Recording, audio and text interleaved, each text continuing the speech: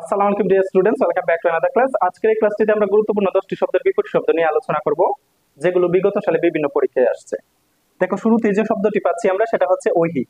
ঐহিক শব্দটির অর্থ হচ্ছে ইহলৌকিক। ইহলৌকিক কিংবা জাগতিক। জাগতিক। এই ইহলৌকিক শব্দটির বিপরীত শব্দ কি হবে? পরলৌকিক। পরলৌকিক।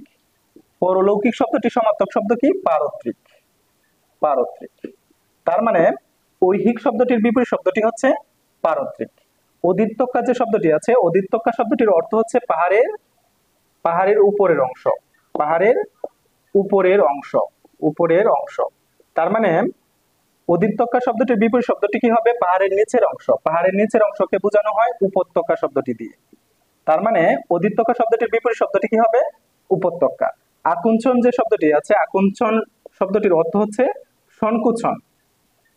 সংকুচন। তার মানে আকুঞ্চন শব্দটির অর্থ যদি সংকুচন হয়, তার মানে সংকুচনের বিপরীত শব্দ কি হবে? প্রসারণ। প্রসারণ। তার মানে আকুঞ্চন শব্দটির বিপরীত শব্দ হচ্ছে প্রসারণ। তারপরে হচ্ছে আবির্ভাব যে শব্দটি আছে, আবির্ভাব শব্দটির অর্থ হচ্ছে উদয় হওয়া। উদয় হওয়া বা শুরু হওয়া। শুরু হওয়া।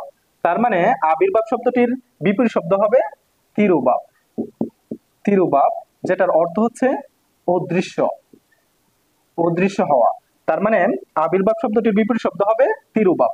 ভূত যে শব্দটি আছে, ভূত শব্দটির অর্থ হচ্ছে বর্তমান।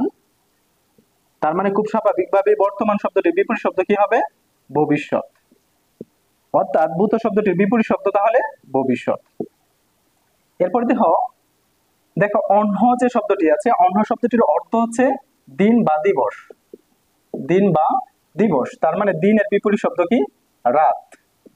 এই অন্য শব্দটির বিপরীত শব্দ হচ্ছে রাত, যেটাকে আমরা রাত্রি দিয়েও বিপরীত বানাতে পারি। অর্থাৎ অন্য শব্দটির বিপরীত শব্দ হচ্ছে রাত বা রাত্রি, যার সমার্থক শব্দ হচ্ছে দিন এবং দিবস। অপাঙ্ক্তেয় যে শব্দটি আছে সেটার অর্থ হচ্ছে তুলনীয়। অপাঙ্ক্তেয় শব্দটির অর্থ কি? তুলনীয়।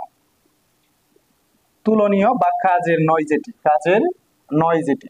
তার মানে অপাঙ্ক্তেয় শব্দটির বিপরীত শব্দ তাহলে কি হবে? অতুলনীয়। অতুলনীয়। অতুলনীয়। তার মানে অপাঙ্ক্তেয় শব্দটির অর্থ হচ্ছে তুলনীয়, যার বিপরীত শব্দ হবে অতুলনীয়।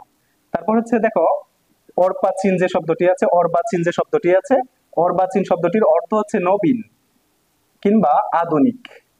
অর্বাচীন শব্দটির অর্থ হচ্ছে নবীন কিংবা আধুনিক, যার বিপরীত শব্দ হবে প্রাচীন, অর্থাৎ পুরাতন। প্রাচীন শব্দটির অর্থ কি? পুরাতন। তা অর্বাচীন শব্দটি হচ্ছে নবীন বা নতুন বা আধুনিক, যার বিপরীত শব্দটি হবে প্রাচীন। তারপর দেখো উগ্র যে শব্দটি আছে, উগ্র শব্দটির অর্থ হচ্ছে এরকম নিষ্ঠুর। উগ্র শব্দটির অর্থ হচ্ছে নিষ্ঠুর বা রূঢ়। তার মানে বা অশান্ত। অশান্ত।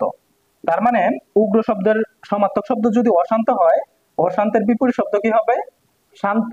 শান্তকে আবার সৌম্য দিয়ে প্রকাশ করা হয়, সৌম্য। তার মানে উগ্র শব্দটির বিপরীত শব্দটি হয়ে যাবে সৌম্য। সংশয় যে শব্দটি আছে, দেখো সংশয় শব্দটির অর্থ হচ্ছে দ্বিধান্বিত। দ্বিধান্বিত কিংবা দ্বিধায় থাকা, কনফিউজড হওয়া। তার মানে দ্বিধা এর বিপরীত শব্দ কি হবে? কনফিডেন্স বা আত্মপ্রত্যয় বা প্রত্যয়। তার মানে সংশয় শব্দটির বিপরীত শব্দটি হবে প্রত্যয়। আশা করি সবাই বুঝতে পেরেছ।